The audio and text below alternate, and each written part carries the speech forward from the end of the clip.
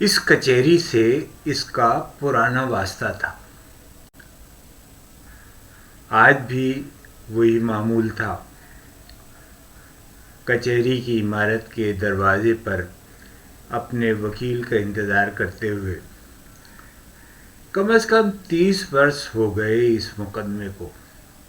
انصاف کی عدالت کے سامنے وہ جانے کتنی بار حاضر ہوا، مگر ہر بار یا تو تاریخ پڑ جاتی یا کوئی سرکاری چھٹی نکل آتی یا پھر مخالف فریق غائب ہو جاتا۔ یہ ایک زمین کا مقدمہ تھا، وہی زمین جسے وہ نسلوں سے کاشت کرتا آ رہا تھا، جس کے نیچے اس کی خون پسینے کی نمی موجود تھی۔ زمین اس کے نام تھی، مگر جعل سازوں نے نہ جانے کیسے ایک نئی فائل بنا لی۔ کاغذات میں ملکیت ہی بدل گئی اور وہ اپنی ہی زمین سے محروم ہو گیا۔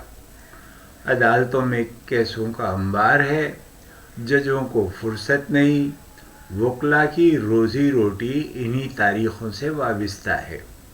حکومت کو نہ تو کسی کی فریاد سے غرض ہے نہ انصاف سے، ان کے اپنے مشاغل ہیں، اقتدار بچانے کے، آئین بدلنے کے، نئے قانون بنانے کے۔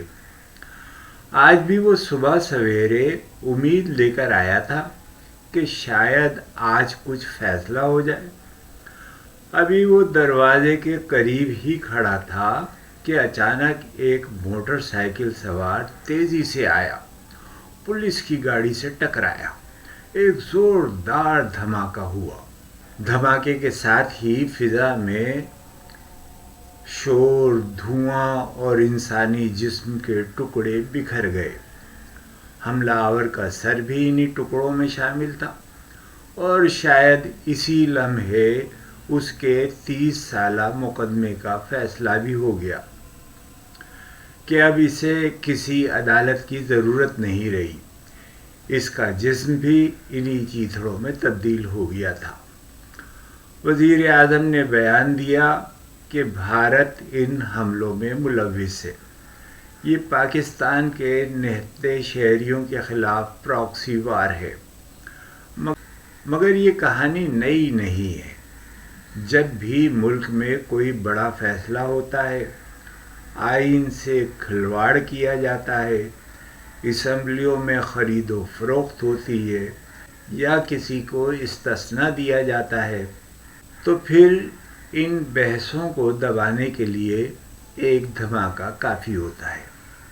پاکستان میں دھماکوں کی ایک تاریخ ہے، ایک مسلسل سلسلہ جو نہ ختم ہوتا ہے نہ تھمتا ہے۔ پتہ نہیں کب ہمیں ان دھماکوں سے اور ان کے ماسٹر مائنڈ سے نجات ملے گی۔